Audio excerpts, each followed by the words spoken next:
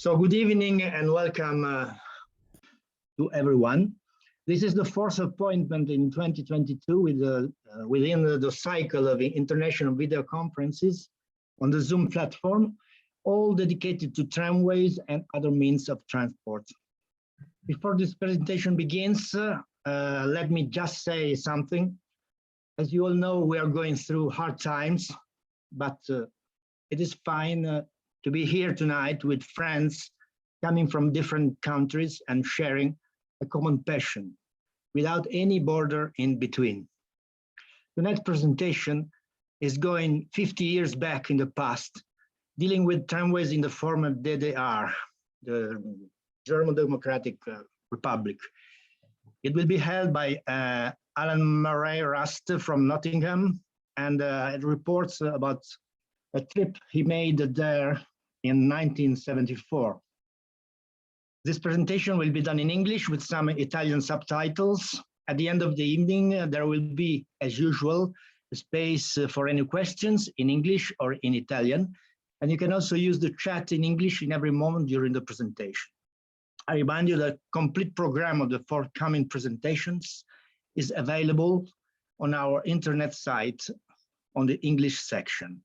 Before giving the floor to Alan, I repeat everything in Italian. Buonasera e benvenuti a tutti. Questo è il quarto appuntamento nel 2022 nell'ambito di queste videoconferenze internazionali sulla piattaforma Zoom, tutte dedicate ai tram e ad altri mezzi di trasporto. Prima che la presentazione abbia inizio, lasciatemi solo dire che sappiamo tutti che viviamo in tempi duri, ma è bello avere stasera insieme tutti questi amici che vengono da differenti paesi del mondo e che condividono una comune passione, senza nessun confine in mezzo. La presentazione di stasera andrà indietro di 50 anni nel passato e riguarderà i tram nella Repubblica Democratica Tedesca, famigerata DDR. Sarà tenuta da Alan Murray Rust da Nottingham, Inghilterra, e riguarda un viaggio che lui fece laggiù nel 1974. La presentazione sarà in inglese, ma ci sono degli ottimi sottotitoli in italiano. E alla fine della serata ci sarà spazio per domande in inglese o in italiano e potete anche usare la chat in inglese o anche in italiano in qualsiasi momento. Il programma completo delle prossime presentazioni è naturalmente disponibile sul nostro sito. Grazie ed ora la parola va a Alan. The floor goes now to Alan. Please, Alan, it's up to you.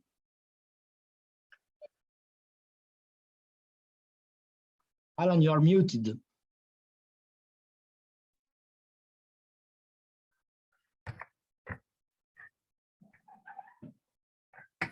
I'm not seeing my things to unmute myself. Can you hear me?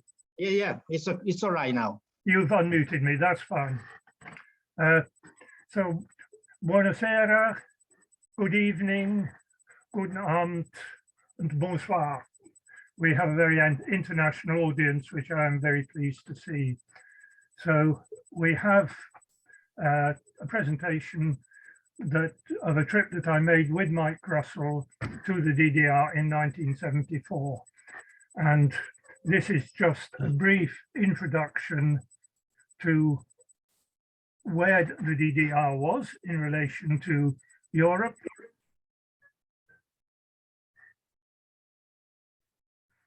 And this is a map showing where we went to on our journey. We had a fortnight's holiday and still managed to get to all these places. You'll see pictures from most of the places, but to keep within the time, I have omitted the systems which are in brackets like Nordhausen, Jena, Gera, and Dessau, because principally the trip was to visit systems where pre-war trams or non-standard trams were still operating, and those were the systems that didn't have any. We started in the southwest corner of the DDR, one of the few places where you could cross the border near Eisenach, and we stayed in Erfurt, and from Erfurt we visited Eisenach, Gotha, Naumburg, and indeed Nordhausen. We moved on to Karl-Marx-Stadt, and from there we visited Zwickau and Plauen before moving on to Dresden, where we visited the main system, of course, and the Lockwitztalbahn, the Kienitztalbahn at Bad Schandau, and the town of Görlitz on the Polish border. And then via Leipzig, where we had a day, we moved on to Magdeburg, from which we visited Dessau and Halberstadt. And from Halberstadt, we moved on via Braunschweig to Potsdam. And then with a secondary visit to Brandenburg, and in Potsdam itself, we moved on to Berlin, from where we visited the 3 suburban tramways at Strausberg, Schöneiche and Woltersdorf. And finally, we ended up in Frankfurt an der Oder. So we start by having a look at the standard tramcar types that were used in virtually all the systems. And we'll go through them by date. I'm doing them here so as not to need to describe them when we come to individual systems, because they were standard. So the Lover car was the first standard type, with its very distinctive curved body side and the sort of trapezoid windscreen. All the standard types that you see were built for both meter gauge and standard gauge, and most of the standard types were also built both as double-ended and as single-ended cars, and many double-ended cars were later rebuilt. Following the Lover car, production was carried out at the Gotha tram factory, and large numbers of this type of 4-wheel car with 3 window bays were built. There were marginal differences in design between the 57, 62 and Tatra-built cars, but they varied enormously as they were rebuilt. So it's not always possible to know exactly which were which.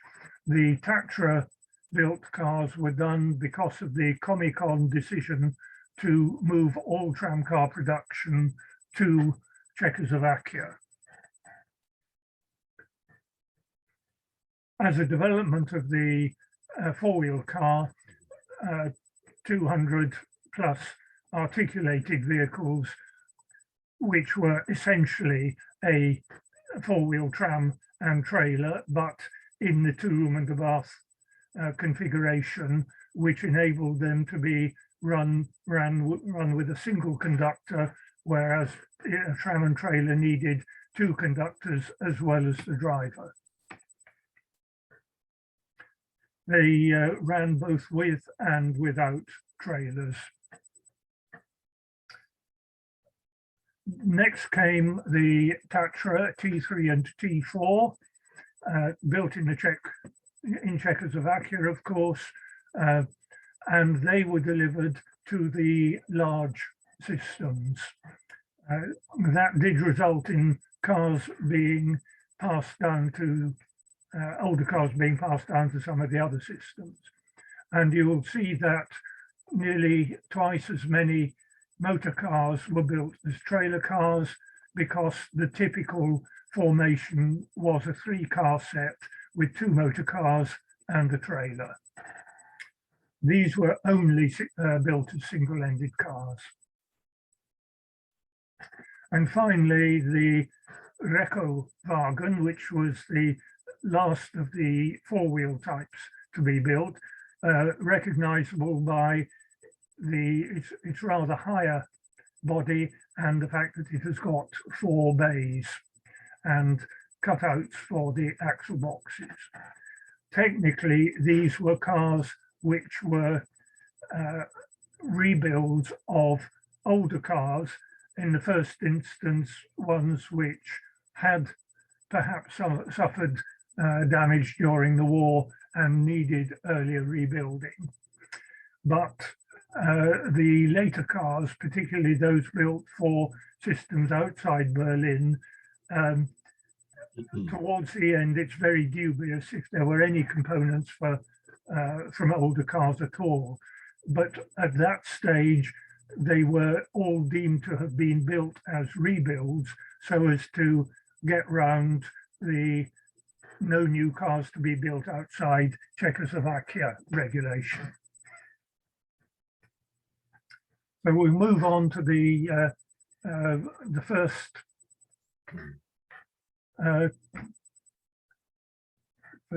sorry, can you see these bits? I'll see if I can remove.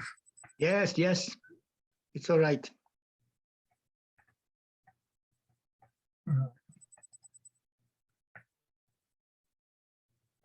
No, I can't move those, I'm sorry.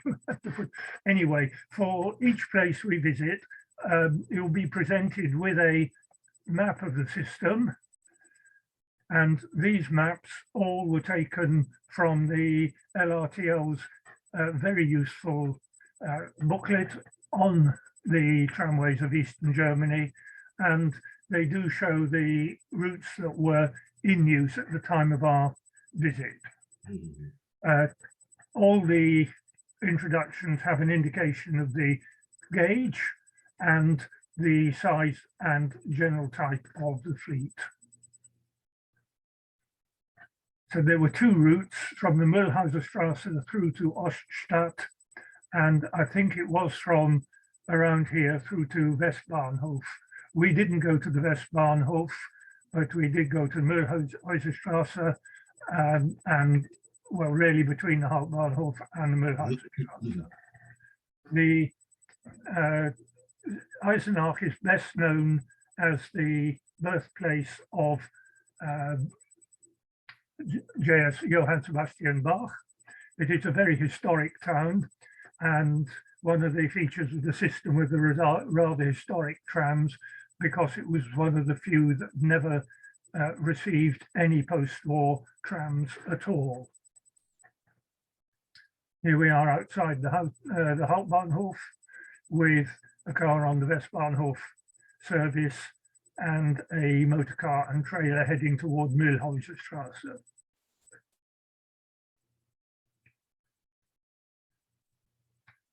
A couple of views in the town centre with some of the old buildings, and you see the typical cars that were in use dating from the 1920s.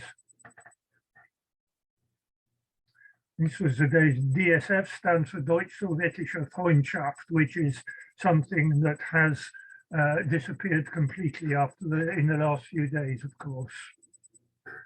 A German-Soviet friendship. And here we have a tram set passing through the town gate into the old town. This is the market square with trams passing. The system was very largely single track with passing loops. These were the newest cars in the fleet, dating from the 1930s rather than 1920s, and came secondhand from Erfurt. And there's a nice, typically socialist banner here on some official building. This is the junction on the way to Mühlhauserstraße, and very typical scenery with buildings covered with the render, which was very grey throughout East Germany.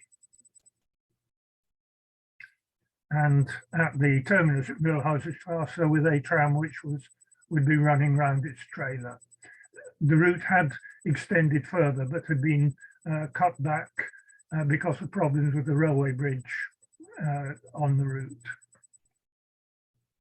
So we move on to Erfurt, which is one of the larger of the meter gauge systems. The network of routes has been very substantially modified since our visit as new housing estates developed. Here's one of the Gotha articulated trams passing the cathedral, and this is a section of line which was closed in 1978 when there was a revision to the network, and trams were reintroduced on the street in 2001, not on the same tracks, but over the same route. Again, some nice buildings in the old center of town. Here again, you can see that it's not obvious, but a trailer that has been come down from another system. There was a lot of movement of trams from one system to another when the larger systems got new trams. This is a typical suburban view with the paved street, and in this case, although it's a double track, the two tracks are not in the center of the road. Of course, there wasn't much motor traffic around, which makes a considerable difference. I'm going to see what I have a little thing that says it should erase all ink on side, but I seem to be getting some marks, which is most unfortunate. I don't recall it on previous presentations. My apologies. This is back in the town centre, and this was the very first of the articulated cars that they got, and was the prototype of this type of car. And again, you can see a very typical piece of socialist artwork on the wall in the background. You can see there's an important crossing between the north-south routes and the east-west routes. This is one of the western termini at IGA, the Internationale Gartenbauausstellung, the International Horticultural Show, which was international within the Comic-Con countries, but not outside, I think. And a typical large turning circle. Out at towards the north of the town, the Nordbahnhof, Airport Nord, where the trams went round the back of the houses as part of the terminal loop, and a typical articulated car with trailer. This was the beginning of the development of airports with large multi-story block housing estates, which appeared on this farmland within the next few years. Obviously still in the early stages of construction.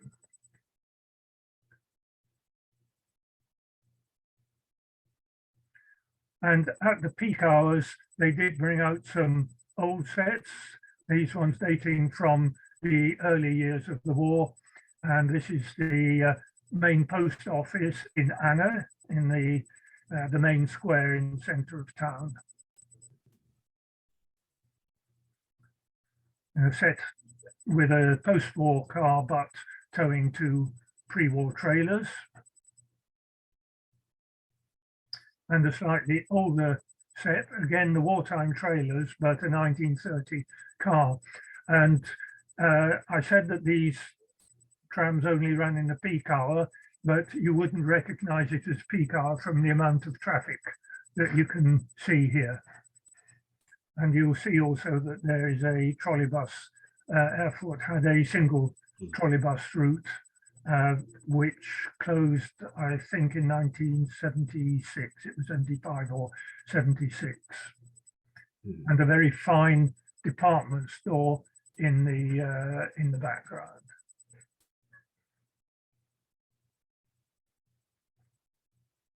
Now move on to Naumburg, a small system with a route that made a complete circuit of the town based on the main station.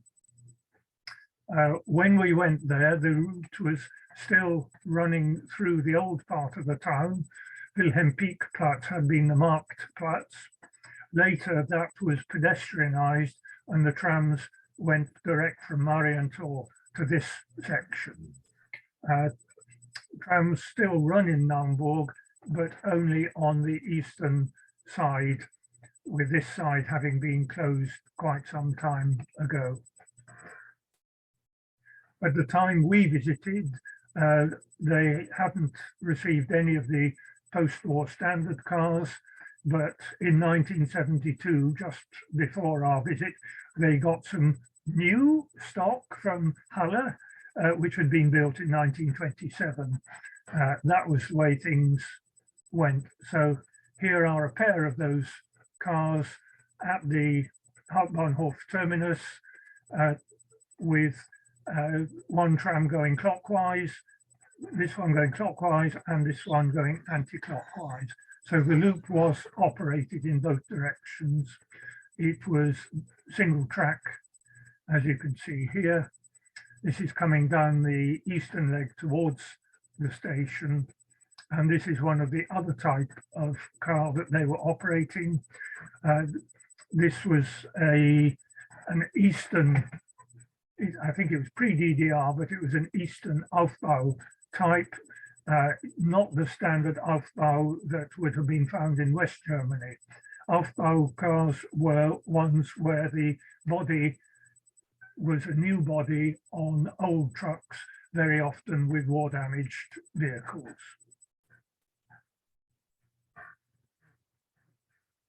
Here are both types of car in Friedensplatz.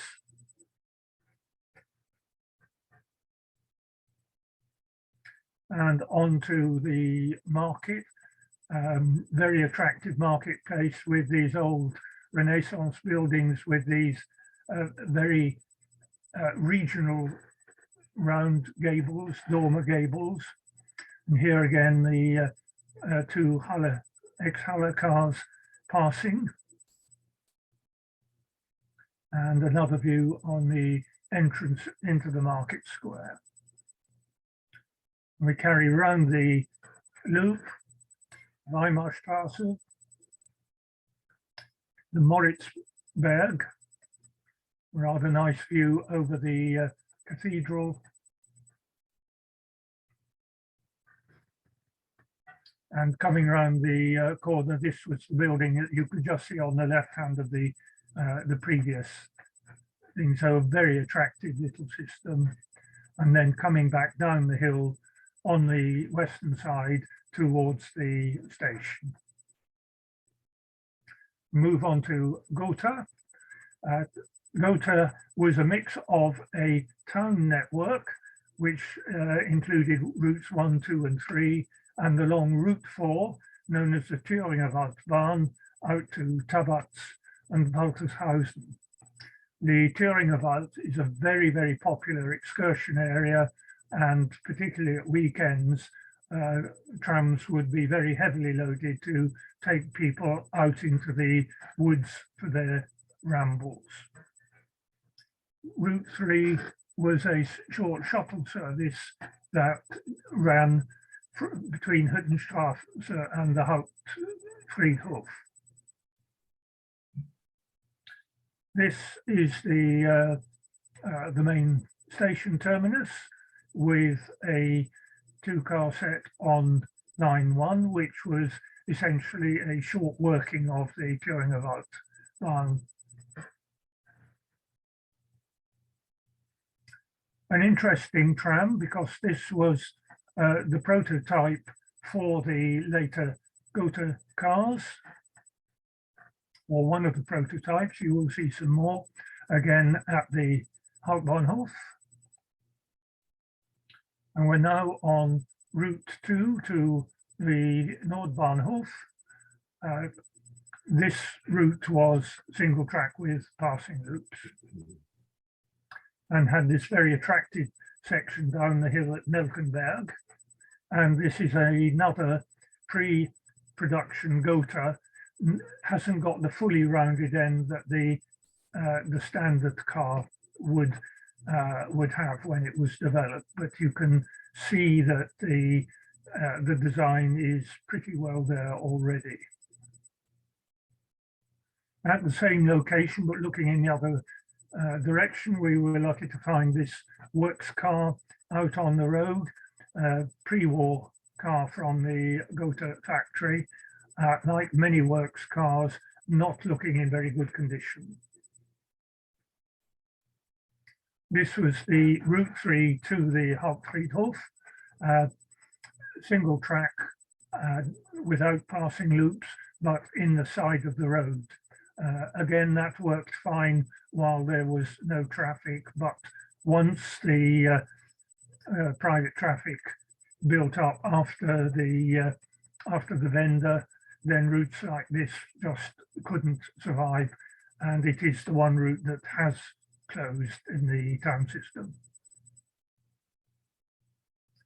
This was its terminus towards the town, so it had a nice little lay-by here, and this is the route 2, which goes up and round here to another junction at the bottom of the road, roughly where we saw the works car.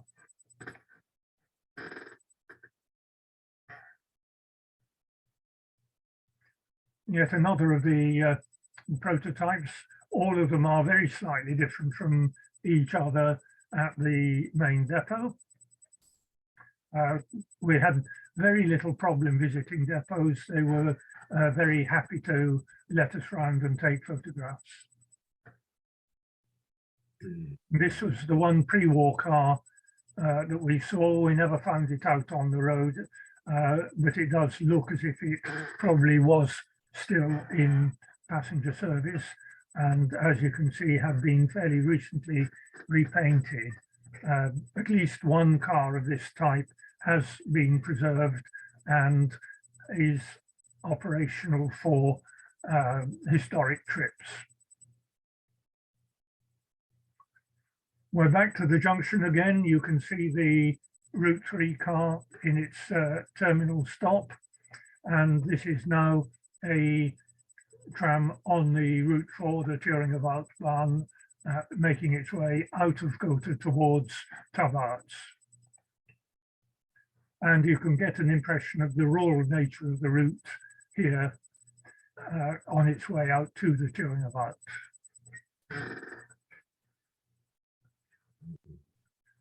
This is near Friedrichsrode, so that we're getting into the wooded area now. A passing place with a nice shelter, and I think probably a substation in the building. And this service was run entirely with these articulated cars, and one of the features of the cars that they used on this service was that they had a higher seated capacity than the normal cars because of the length of the route. At Gleisdreieck, which translates as triangle, triangulo, there was a shuttle service also operated by the articulated cars down to Waltershausen, and this car had to, this car connected with the other service, mainline service, and the cars on the main line passed here, so there was quite a complex interchange with the car, the Waltershausen car, reversing round the triangle in between the trams on the main line. And this is in Waltershausen itself, a very nice little urban tram, single track in the middle of the road. One of the things we didn't anticipate finding was what the conductors on the tram issued for the benefit of non-English people who will recognize this as being a set right speed ticket. this is a ticket that was in very widespread use throughout generally rural operators, but some urban operators as well, right across the British Isles. It is a British machine, and we were quite surprised to find it there in the middle of East Germany.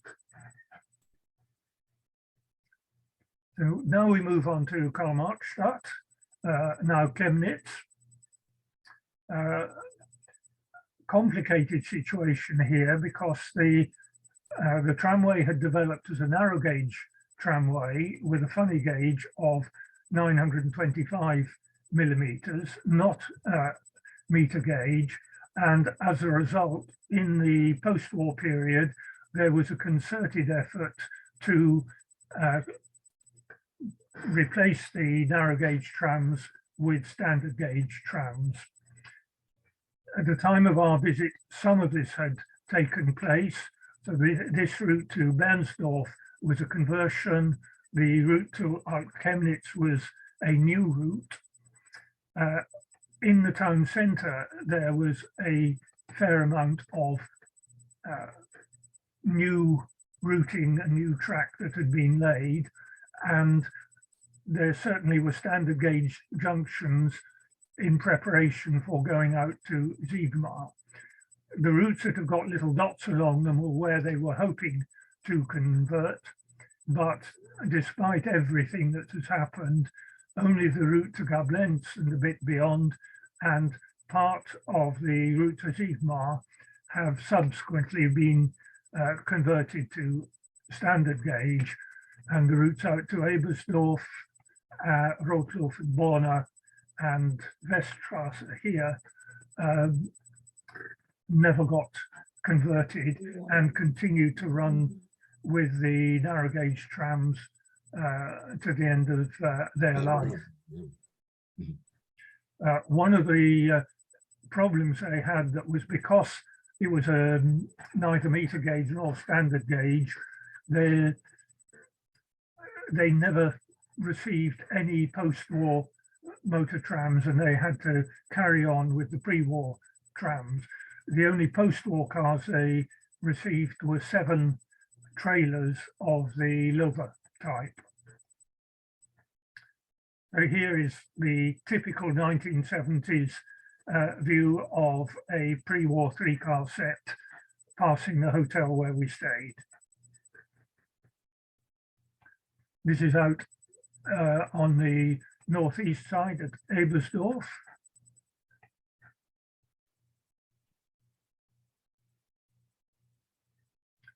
And I think it's an Icarus bus in the behind the tram. There's quite a steep hill up through Hilbersdorf, which at the top of the hill had a compulsory stop to ensure that trams did not approach the hill at speed.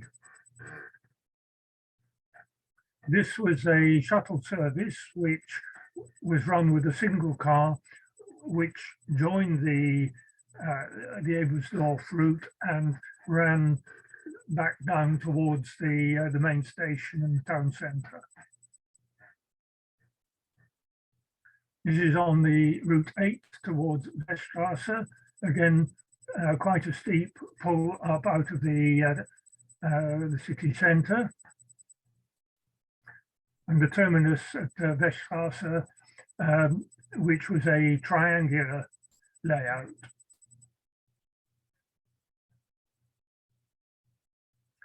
A different view showing the arrival road and reversing round into the other stub, and a tram waiting for departure. And typical post-war apartment housing.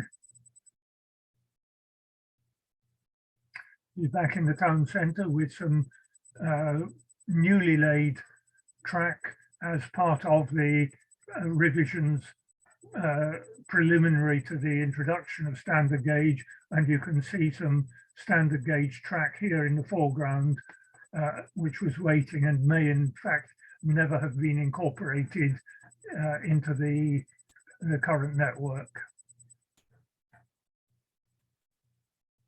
This was out at the end of Route 1 at Ziegmar, which was a very busy route with a lot of industry. So this was peak period with several sets queuing up. It's fortunate that there was not very much road traffic around. There was an intermediate terminus at Industriewerke, which was a triangle off the main through route. It was only operated at peak times, and you can see why there was a need for peak hour trams with industry of this sort in the background. And this gentleman was on duty to ensure that the reversing movement was carried out safely. This set is coming off the triangle to go back towards town, and this set is waiting to come into the triangle. And this, you can see that set here, back in the triangle, and here is one of the few post-war Lover trailers that were built for the system. Obviously, it was more straightforward to build a narrower truck for a trailer car than a truck for a motor car, which would have required a different motor to fit between the frames.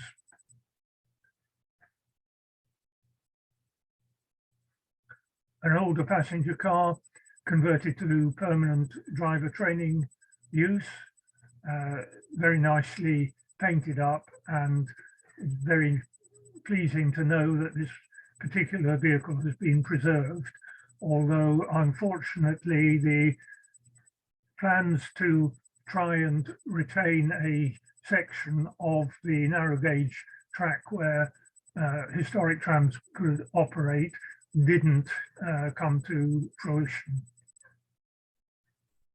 A couple of views of purpose-built works cars. So this is a rail grinder. One thing you may have noticed from the pictures generally, here we are, nice wet weather. Although the trip was in July, we had remarkably little sunshine and a good deal of rain. This is a different one, a 1912 built vehicle, which is a rail scrubber rather than a rail grinder. Once again, the very typical urban scenery with the apartment houses, with the render or rough cast on the outside, which picked up all the grime. You have to remember that the place was still very largely heated with lignite brown coal. This was the new tram station in the middle of the town, said Karlhaltestelle, with both the standard gauge and meter gauge trams running through it, and the Rathaus in the background.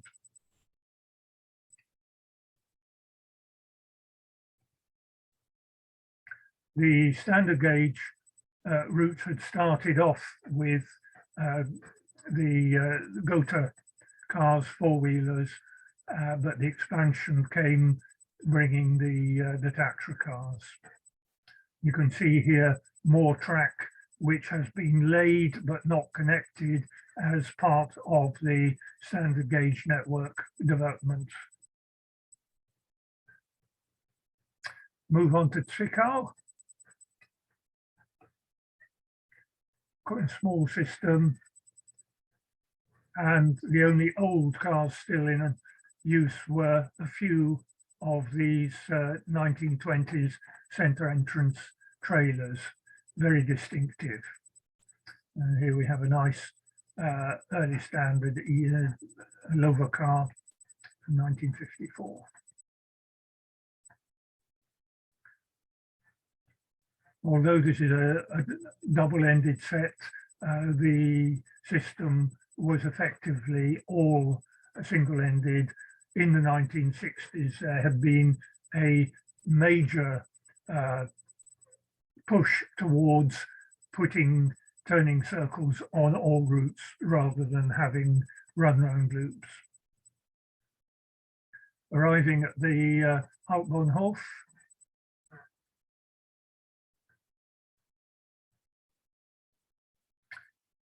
some new track being laid, and this shows the typical type of track construction that was in use for modernizing track layouts right across the country, where concrete slabs were laid between the rails and outside the rail. So the standard track was laid down and then the concrete slabs on top.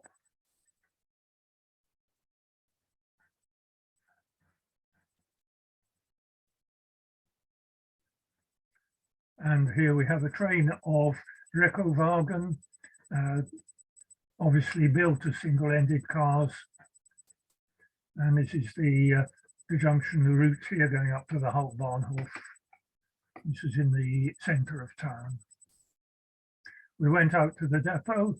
I haven't found any details of this car, but obviously had become a works car and had got beyond that, because you can see that all the windows have been taken out and some scrap trailers on the right. Another works car here, again a purpose-built rail grinder built by Schörling, who were the main suppliers of this type of vehicle to tramways throughout Germany. This one was second-hand from Dresden. This again is in the center of town. This again in the depot. This, I think, was the first car which was quite deliberately being done up as a historic preserved car. It isn't a car from Zwickau itself. If my memory serves correctly, it came from Plauen originally. I think they provided a number to different places. Whether the livery is authentic or not, I don't know. We move on to Plauen itself. Quite an attractive system. One of the features of the system is that between here and here, there is a very considerable change in elevation. So you've got the upper station here and the lower station here, and you'll see just how much difference there is between the two. Grotewaldplatz, locally known as Tunnel, here was the center of the network. Again, it's a meter gauge network. So this is the Oberbahnhof, the upper station, fine modern station with plenty of provision for public transport. And here we are from the same location looking the other way, and you can see that we're looking right over the main town, which sits in the bottom of the valley, and the trams will go down this way and then steeply down into the center of town. And we've got one of the ET50 cars on the shuttle service, which ran between the two stations and which you will see more of. This is near the junction with the station route and the route from Preiselpool coming in on the left here, and then the route going down the hill into the town centre. Here we are going down the hill, and I think it's something like 1 in 9 or 11%. So it's very steep. And here you can see the junction at the tunnel and the fine tower again of the town hall, the Rathaus, in the background. This is tunnel looking up the hill. Plenty of people using the tram. And below the tunnel, you continue downhill, and this rather fine street, looking definitely, as we say in English, the worse for wear. The track is in very poor condition and the buildings too. But very shortly after this, all this street was completely demolished and a new road built down the hill with the trams on centre reservation. Now we come down to the lower station, the Unterer Bahnhof, again with car 58 on the shuttle service. And this was its fellow on the shuttle service, which is a very nice standard MAN car from 1928. Looking in need of an overhaul. Here again at the top of the hill at the Oberbahnhof. But its sister car, number 51, as you can see, had been repainted. The depot was essentially an extension of the route at Unterbahnhof. Since then, a new turning circle has been provided for the routes there. We now move on to Dresden, one of the largest systems. We didn't have time to visit everywhere. Feature of Dresden is the gauge of 1450 millimeters. When the horse trams were developed, they decided to have a gauge of 1440 millimeters, which is more or less 1435 standard gauge, but they measured it as a back-to-back of the wheels, between the wheels, rather than the railheads. So it ended up giving a gauge of 1450. The difference of only 10 millimeters for the wheel was, of course, a result of the wheels on a horse tram being much narrower than those even of a modern tram. So we'll have a quick look around Dresden, and I've highlighted with green circles the places that you'll see pictures of. So we've got a few pictures in the centre of town. P is the Postplatz, which is one of the main key points. We went out to Übigau, which was an industrial area, to Leubnitz, which had a particular reason for being visited. At Reich, there was a large permanent way depot with some very interesting trams, and we ended up at Blasowitz, where there is a very fine bridge over the Elbe, which you'll see a picture of. Here we are at the Postplatz with the famous Zwinger, one of the many Baroque buildings in Dresden that had to be rebuilt after the war, and a very fine job was made of it. And in front, you can see a 3-car set of the Lover type car. It wasn't very often that one could see a full 3-car set. Usually the sets were of mixed car types, apart from the pre-war cars, that is. So here's a Gotha set. Very often the condition of vehicles left an awful lot to be desired, as you can see. Clearly the cleaning regimes were not very efficient. And Dresden had, of course, taken quite a large number of Tatra cars, and they obviously took the decision to retain what I call the standard Czech red livery, rather than paint them into their own overall cream livery. This is near the Rathaus, but you can see that all the buildings are modern post-war buildings as a result of the devastation of Dresden in the Second World War. This is out of Übigau with some interesting industrial buildings in the background. I think that these may originally have been run by Siemens. So you've got a Gotha set and a set of pre-war cars from the 1920s built by MAN.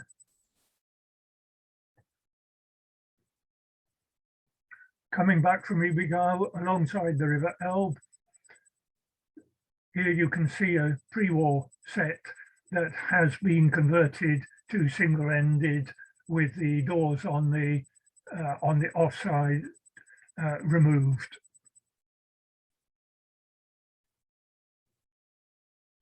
This is the terminus at Leibnitz, which we visited because this was the last place on the Dresden network where pre-war cars were used at a run-round terminus with double-ended cars. And also we went there because we knew it was going to be closed, which happened in December of the year we visited. Here you can see the motor car is reversing back onto the trailer with the conductor ready to couple up the trailers. This is outside the depot at Reich, and there were some interesting maneuvers going on. This is not a fault of the photograph. This is a bit of overhead wire which has become detached and is live and is hanging down from the overhead. The result was that the Service 9 was terminating at this place. I can't remember whether it actually was going around the loop through the depot, but certainly it was not going beyond here. As you will see in the next photograph, the service had been split into two, and the eastern leg of the service, which was probably no more than a couple of kilometers, was being run by a single shuttle car with the main service here terminating.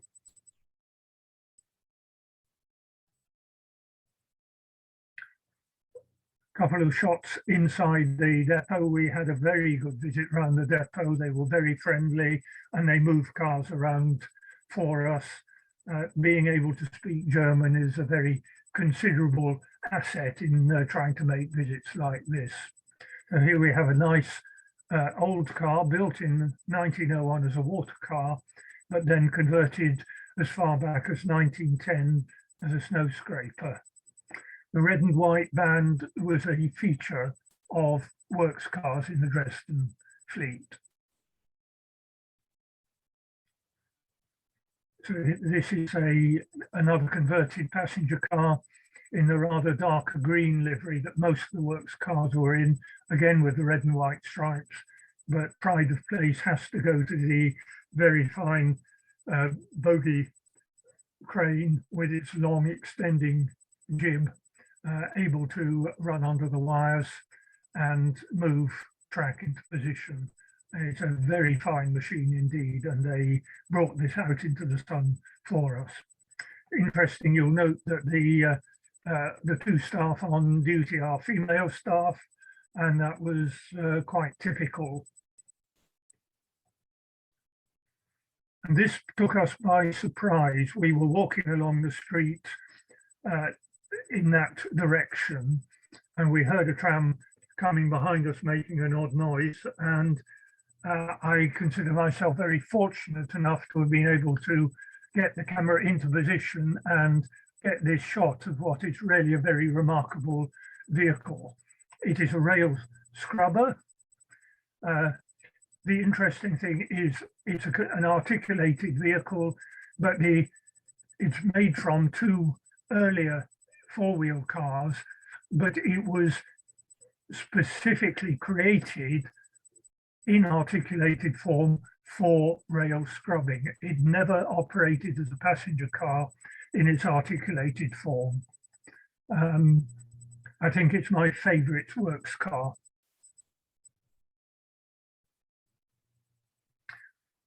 Here is the bridge that I told you about, the Blaues Wunder at Blasewitz, which had both trams and trolleybuses crossing it. The trolleybuses are unfortunately closed within a couple of years, and within a few years weight restrictions have been placed on the bridge, which meant that the tram routes had to be cut back to this side of the bridge as well. This was targeted for destruction during the Russian advance at the end of the Second World War, but fortunately managed to escape being blown up, although it was prepared for it. The other feature of the Dresden network was its meter gauge line, the Lokwitztalbahn, which had been part of a separate organization sort of associated with the city trams, but not part of, until the 1940s, when it was absorbed into the city tram. And it was very definitely a rural route. It was different also from the city network in being meter gauge and not what I will call, for the benefit of doubt, standard gauge. This was the rolling stock in use at the time. Motor cars are former Erfurt meter gauge cars, which came in 1968. The trailers were Aufbau from the Dresden standard gauge fleet, built in 1970 on earlier trucks. The standard gauge trams terminated just on the far side of the railway bridge, and if I remember correctly, originally the meter gauge trams did terminate on the far side of the bridge as well. This is the Niedersedlitz station. So you can see that the passing loop, the run-round loop, is right in the middle of the road. The other interesting feature is that they were painted in a green livery, totally unique among the tramways of East Germany, in comparison with the cream livery of the city trams. And once you pass through the suburb of Lockwitz, you really got out into the countryside. And the name of this stop is Fußweg nach Botten, footpath to Botten. And Botten itself is a village which is 1.5 kilometers off to the right on the top of a hill. There's another smaller village up this path on the right, but that was the nearest the trams got to those villages.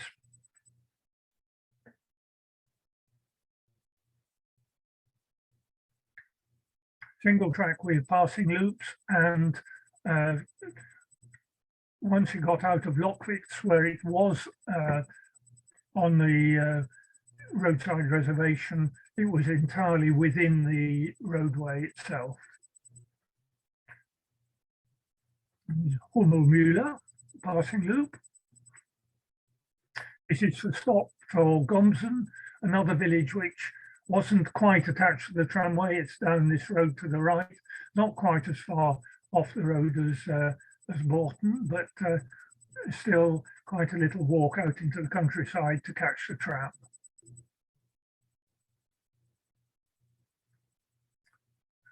Interesting passing loop here at Neugomsen, where the tracks are offset differently either side of the loop, so the tram going into the loop doesn't divert, it goes straight through the point work, and then it trails the point work out of the loop.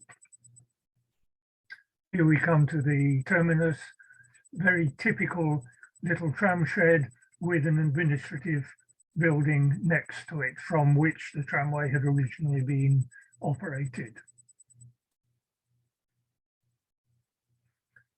Sadly, it was non-standard, and increasing road traffic, and in particular being able to serve the villages by bus, brought it to a close in the late 1970s. The motor cars then passed on to the Königstalbahn. So move on to Görlitz on the Polish border, meter gauge system with 2 cross-town routes, and still a small number of these 1920s cars in all-day service. And so here we have a pre-war car with one of the latest Reco trailers. The system was largely single track and passing loop again. Here is one of the passing loops. This is one of my favorite shots. It's taken from one of the older trams, and it's just a pity it wasn't an old tram in the distance, or you might think you really were back in the 1920s. In the town with a Lover trailer.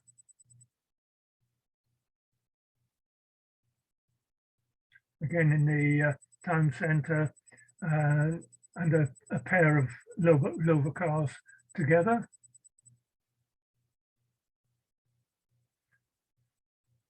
On the service 1 to Weinhubel, this was the junction between the routes 1 and 2. And this is the 2 out at Landeskrone or Biesnitz, and this was another very popular excursion place with footpaths up in the woods to the castle on top of the hill, which is the Landeskrone itself, and large buildings which had been and maybe still were cafes, which at the weekend would be full of people enjoying their beer after a walk. Kirnitztalbahn, based at Bad Schandau, was another tourist route, and exclusively so, built in along the Kirnitztal, which is part of what's known as the Sächsische Schweiz, Saxon Switzerland. And when we were there, it was being run exclusively by these MAN cars, which had been built in 1928 to replace the fleet, which was completely destroyed in a fire at the depot.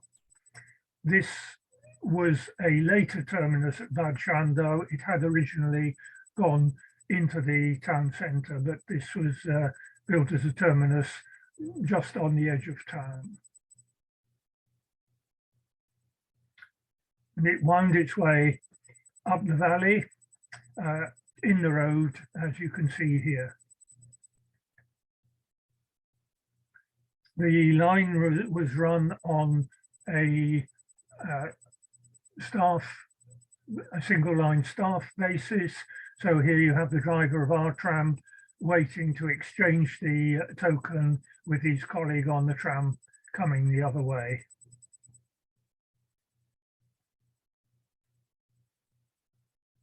And you can see it was a deep, narrow, wooded valley, and one of the features of the area was the outcrops of sandstone, some of which rose up above the trees. You can see some of the lower ones here. This is an intermediate location where there was a waterfall and a number of guest houses and cafes, as there were also at the terminus here at the Lichtenhainer Wasserfall.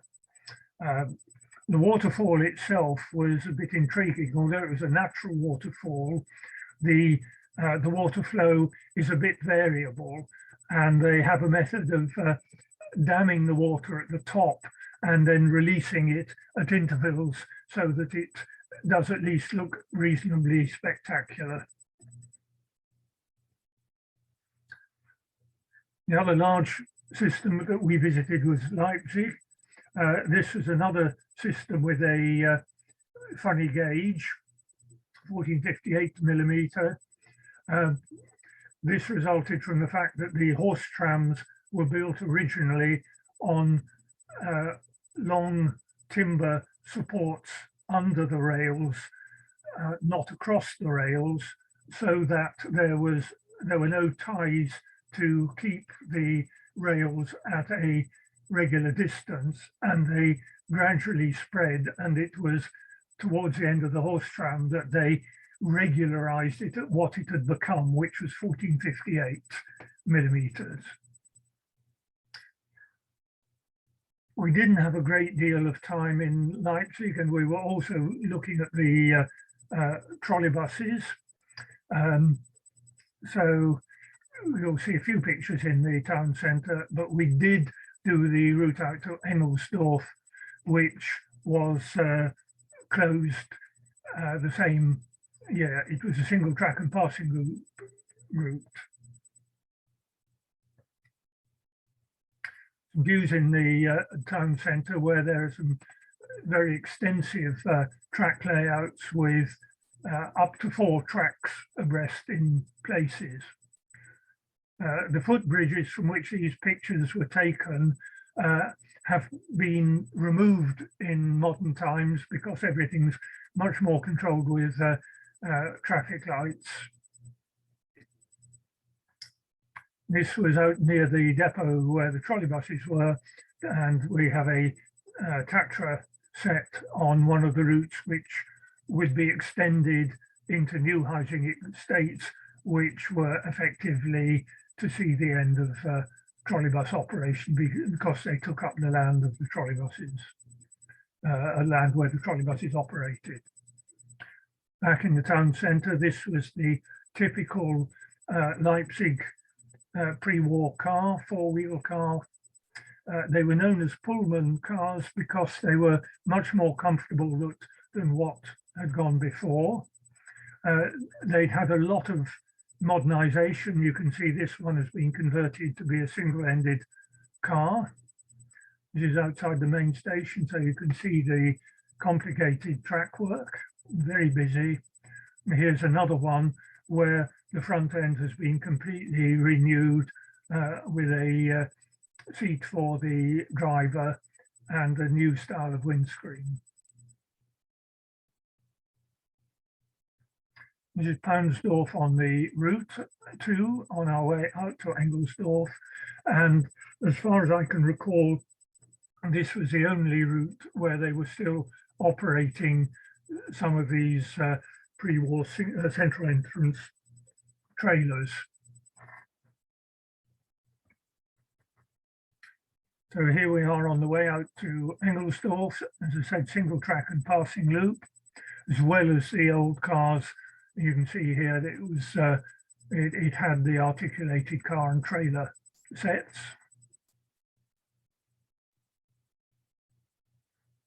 And out to the terminus, which was a triangle terminus. So this is a tram arriving. It'll come back into the loop and then back out again. And here we have Mr. Russell sinnying it.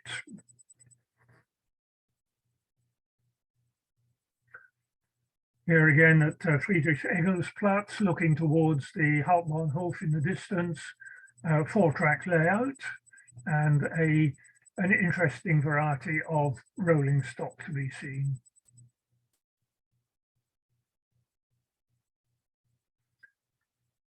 A number of the Pullman cars had already been converted to works use, and the traditional works car colour was this sort of dark olive green.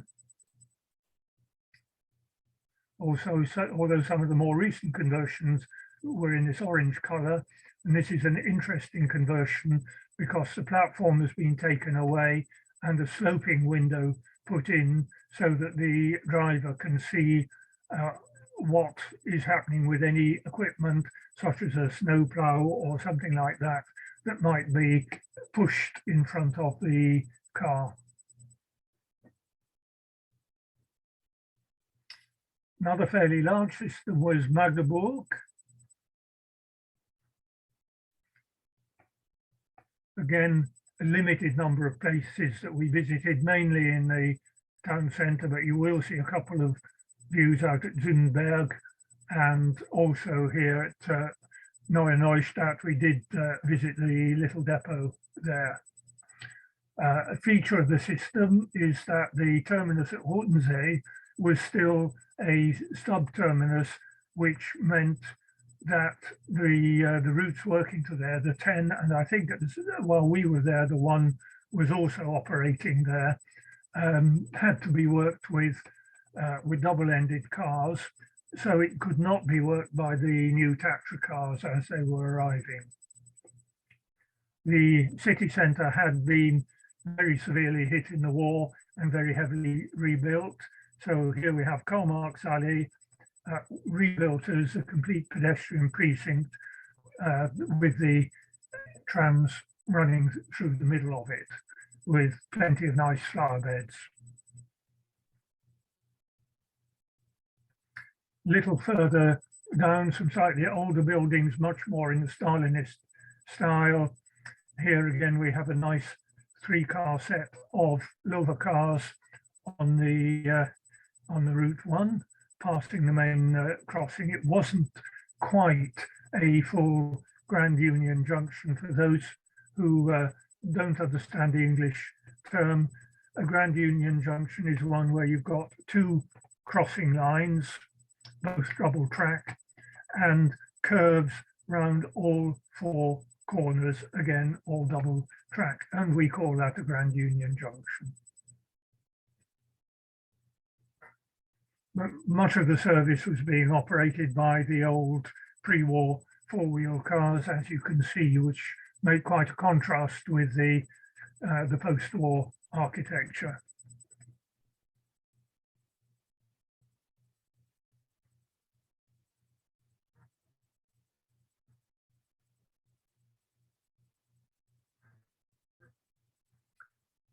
This was Neue Neustadt depot, little 5-road depot, entirely occupied by 4-wheel trams and 3 different manufacturers' cars, Duvag, Niski and Dessau, all with very slight differences. Classic parallel road tram shed. This is one of the older motor cars, but the critical thing here is that trailer cars were rebuilt in 1928 from motor cars which had been built in the 1900s. Another 4-wheel car, which by that stage I think was probably on permanent works duties, but here transferring a bogie from a Tatra car from a depot to the main workshop, or perhaps the other way around. They had a small number also of the Aufbau cars built in 1949. And again, these are the very old converted motor cars. So this is at Ziedenberg, the south end of the route. Here there was in fact a circular terminus which went round the block rather than being just a loop. And a full 3-car set of the Aufbau type, again in Karl Marx Alley. Trailers are of interest because they're very similar to the small Hecht design from Dresden, although these were not built in Dresden. I didn't look up in advance, I should have done, but I think to judge by the wheelbase, these are probably on radial trucks. These are trucks which, of course, although they are single axle trucks, they can pivot under the car, but they have a very tapered end because they're quite a long car and therefore can pass on quite restricted curves. Very interesting little system at Halberstadt. Although it looks quite a complicated route network, it was actually one route and a little bit, because you would start at Vogtei, go right the way around here and end up at Friedhof, and then it will come back the other direction. And then there was a simple shuttle service from Herwigstrasse out to Klusberger, which was again a little touristy place on the outskirts of town. A mixture of single track and passing places. single track and double track. Here we are in the town centre with two of Halberstadt's very famous churches and a pre-war car, as well as a pair of later ones. This is coming up the eastern leg from the main station. You see the overhead wagon doing some work on the overhead as well. Now this is not 1974. As you can see, this is from a much later visit, but I thought it was important to show just how much things have changed. This is taken at the same point as this. You can see here is the balcony on the house that you can see, and so many of these old houses have disappeared, even though they had been scheduled as monuments over the years, but the timber frames had not been kept up and they literally just fell into ruin through lack of maintenance, which is a great shame. It was very, very picturesque. It still is, but not to the same extent. Here we are in the same street a little bit further up, but you can see that the houses are having to be propped up. This one is also in very poor condition. This was the Narrows on Dominikanerstraße. This is a two-way street with two-way trams through it. I leave you to think how things happen. This building has, I think these buildings survived, but this one certainly has been demolished since, and the road made much wider. This was the car doing the shuttle service out to Kluisberger, and was one of the pre-war cars. Move on to Brandenburg, and again you have what is effectively an urban section here. Then you have a cross-country route out to Plaue, which is a small village, and out to Kirchmoser. And the main reason for going out there is that there is a very large railway overhaul works here at Kirchmoser. This is the very old town. You'll see pictures at Steintor and Pushkinplatz. We didn't do the route to Grenzbrücke because it went through the middle of the steelworks, and we felt it was prudent not to photograph in industrial area.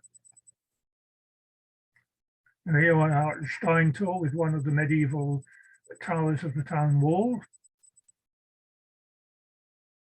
Pushkinplatz with some older buildings again.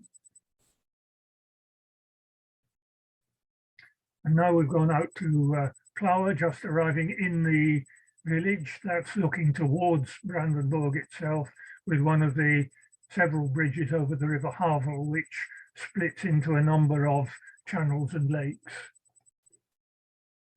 But these are the vehicles we really wanted to see in Brandenburg, some of them dating back to before the First World War and virtually unrebuilt.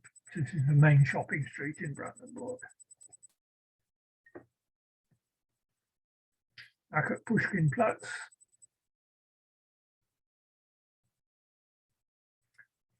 This is a motor car from 1912, still in essentially original condition and still in all-day service. This Kirchmoser terminus. The tram terminated in a large loop round the square, and another of the bridges over the River Havel.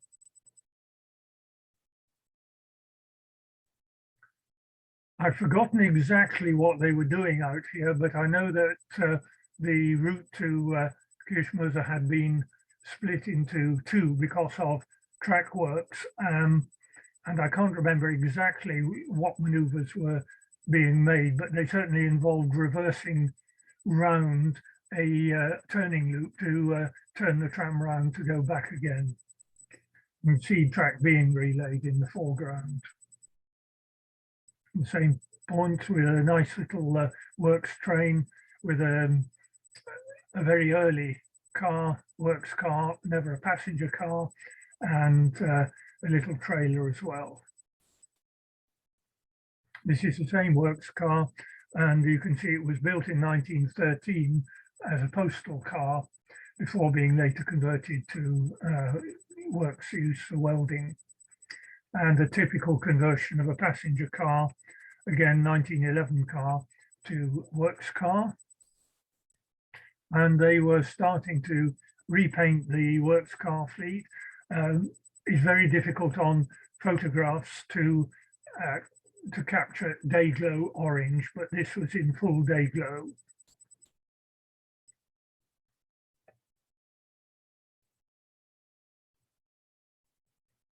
On to Potsdam. I've got about another 10 minutes, Roberto. Is that okay? Yes, it's okay. Okay, that's fine. Again, we didn't see a great deal of the system here, and there weren't any old cars running in service. But here again is a nice set of the Lover cars. The very fine Nauener Tor. This is 19th century medievalism.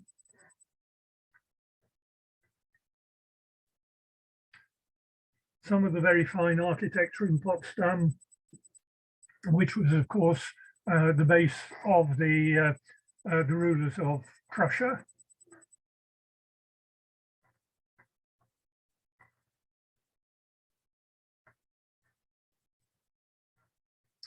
And this is the one old car that we did see converted into a works car.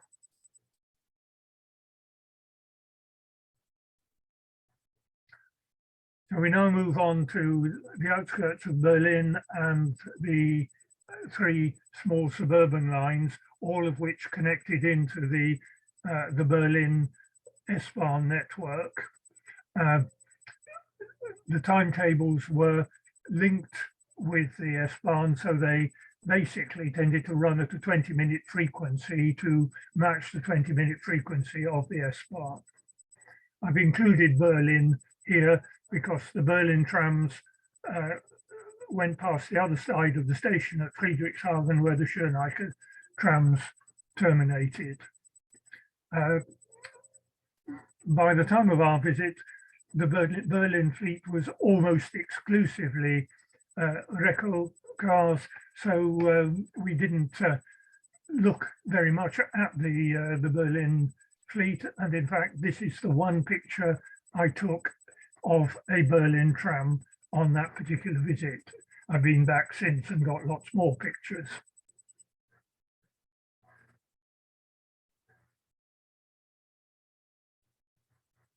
So we took the Schönecker tram out to its depot, and this particular tramway certainly was founded under railway rules, which is why it has got double headlights and also an illuminated destination board above the driver's windscreen, so that you had a triangular set of lights which were required by railway regulations. Railway regulations also required power brakes on trailers, so unusually for tramways, they were fitted with air brakes. You can see the air hose connection to connect to the trailers. And these nice clerestory cars were built back in 1914. We didn't sadly see any of those in service. Rather odd looking tram was this pair of cars which they bought from Leipzig in 1969. As far as I'm aware, there was only this pair even built for Leipzig. It's interesting that cars that had originally been built for slightly wider than standard gauge came onto a meter gauge network. The other interesting thing about the photograph is that this terminus was removed a few years later. You can see in the background the spoil from the quarry. There is an enormous cement works at Rudersdorf, and the expansion of the quarry required the removal of the tram terminus as it was here, and a completely new section of route was added when that was done to a completely new terminus about 2 kilometers further away. This was their standard car, so it's a bogie car which was built on their own premises, but clearly using standard Gotha parts and the trailer to match. So these were built as late as 1964. The route is very largely on its own track, although there are some sections of street running. Very new at that stage was this pair of Reco cars. The interesting thing is that although the system was a single-ended system, the new cars were double-ended cars. At the time we photographed them, they had these strange numbers, and they were later renumbered, I think, to, as far as I can see, to these numbers, but you can see they were built in 1974, so were brand new.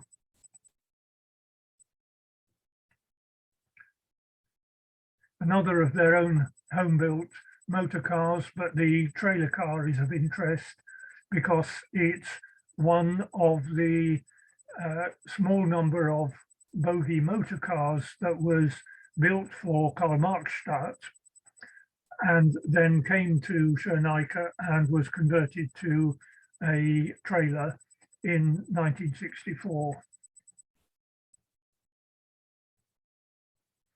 At Friedrichshafen, on the siding, there were also this pair of old four-wheel trailers, simply there as standby to be used in case of very heavy traffic. Move on to Woltersdorf, which was a standard gauge system. They were running basically this type of motor car, formerly from the Berlin system, built in 1913 by Orenstein and Koppel, with a somewhat later trailer, which we will describe shortly.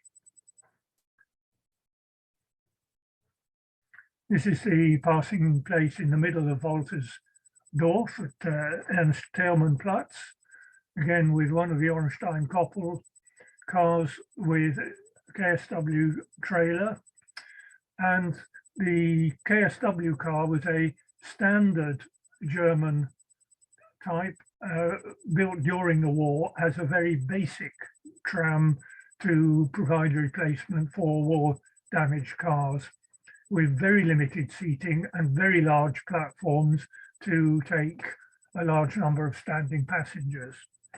This is number 7, which was built in 1943 and was the very first prototype KSW built in Germany, and very fortunately it's been preserved. The Woltersdorf system seems to be half run by enthusiasts as far as we can make out, and has a number of preserved vehicles which can be run on the line.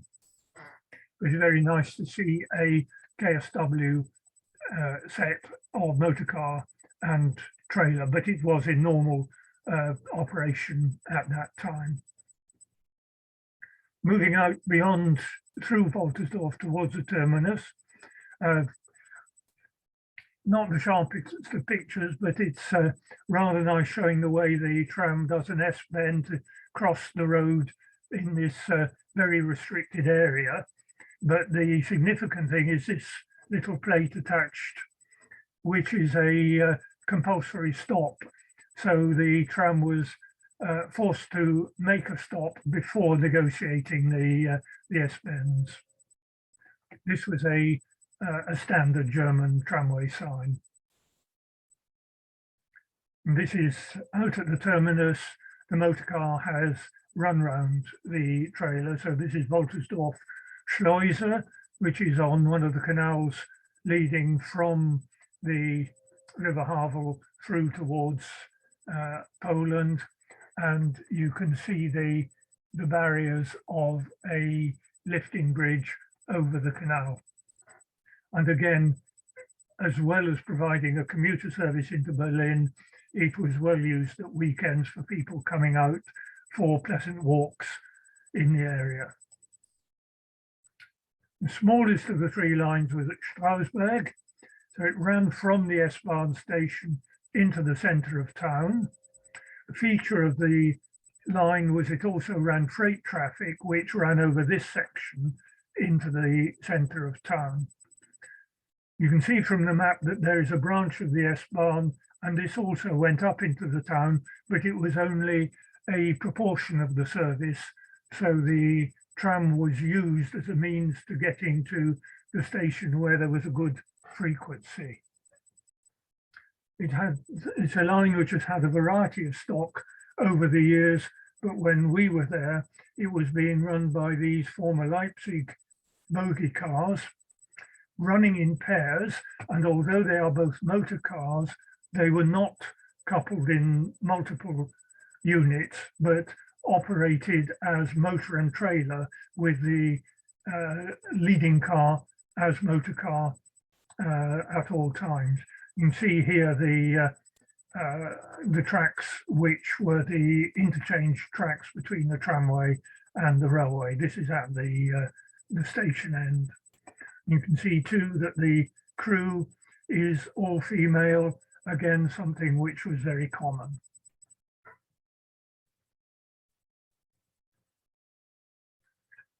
Quite a rural section running up from the station towards the town.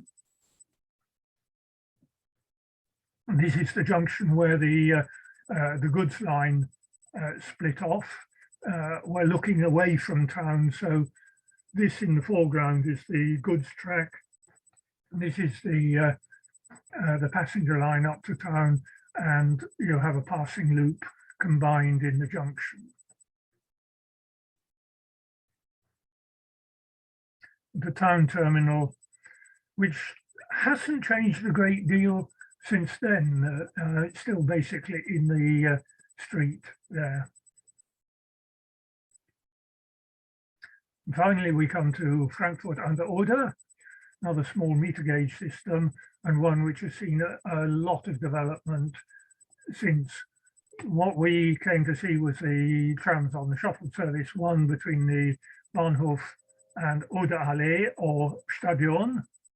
The station is now served by a route which comes under the railway and links with the older route to Bersinken and goes out to a couple of routes in large housing estates. This was what was running on the service one. Nice typical four-wheel cars of the 1920s. And in contrast, brand new set of Rekowagen in a somewhat different livery. It was difficult to understand what they were doing with their livery in Frankfurt, as you can see as we go through the pictures.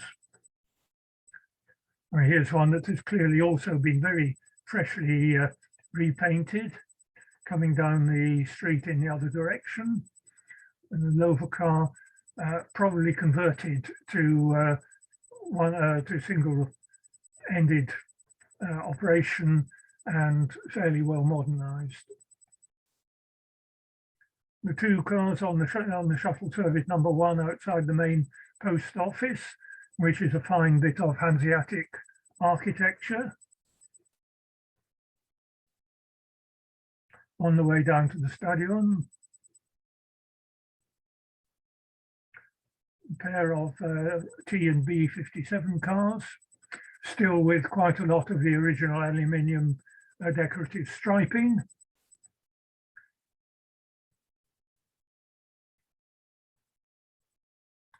A taxi car with a Reco trailer, but painted into the cream livery with a brown stripe.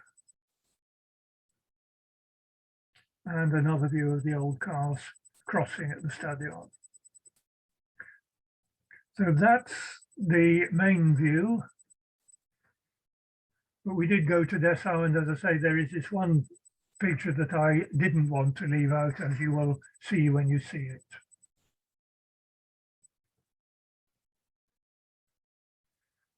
Mixture of the traditional rural economy and the modern economy. This is at the southern terminus of the main route in Dessau at Tempelhofer Straße.